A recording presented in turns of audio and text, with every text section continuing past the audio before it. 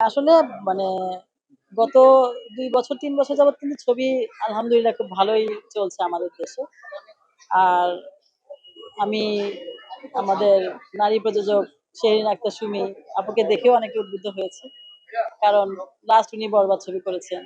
তো রিসেন্টলি যতগুলো ছবি হয়েছে প্রত্যেকটা ছবি কিন্তু আমাদের খুব চমৎকারভাবে যাচ্ছে। তো সেই জায়গাতে ভয়ের কিছু নাই। আমি ভয় পেয়ে কেন আসবো? আমার কথা হচ্ছে এটাতে একটা কমার্শিয়ালি চিন্তা করতে গেলেও তো আমার আসা উচিত।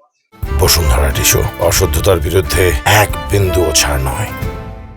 আমাদের এই মিডিয়া ইন্ডাস্ট্রি যে ছবি এটা তো আমাদের আরো অনেক দূর নিয়ে যাওয়া উচিত। আলহামদুলিল্লাহ বেশ ভালো লাগছে। নেগেটিভ পজিটিভ থাকবেও তারপরেও 90% পজিটিভ এর মধ্যে আছে। আসলে সবই যদি পজিটিভ হয় তাহলে তো জিনিসটা আমি করতে পারছি না যে আসলে কোনটা কম কোনটা বেশি। আমি যেটা দেখছি যে দর্শকদের মধ্যে আলহামদুলিল্লাহ খুব চমৎকার সাড়া পড়েছে এবং 90% লোক খুব পজিটিভ কথাই বলছে। পাইরেসির ব্যাপারে অলরেডি আমরা ইনিশিয়েটিভ নিয়েছি। আমরা সেভাবে কাজ করছি ইনশাআল্লাহ। পাইরেসিটা আমরা চাই যে পাইরেসিটা ইনশাআল্লাহ অবশ্যই দেখতে পাবেন। আমরা অবশ্যই ঝরে যেতে আসিনি ভাই। আমরা অবশ্যই কন্টিনিউ করতে এসেছি। অ্যাকচুয়ালি আমি যেটা মনে করি যে প্রতিযোগিতা ভালো কাজের সাথেই হওয়া উচিত।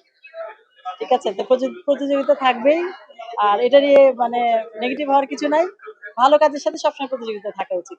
অসাধারণ। উনি খুবই বিনয়ী একজন মানুষ এবং খুবই ডেডিকেটেড মানুষ। উনার অভিনয়ের ব্যাপারে উনি খুবই সিরিয়াস। খুব ভালো লাগছে আলহামদুলিল্লাহ। আসলে সবার সাথেই কাজ করব। আমি মানে অ্যাজ এ প্রযোজক সবার সাথেই কাজ করার ইচ্ছা আছে।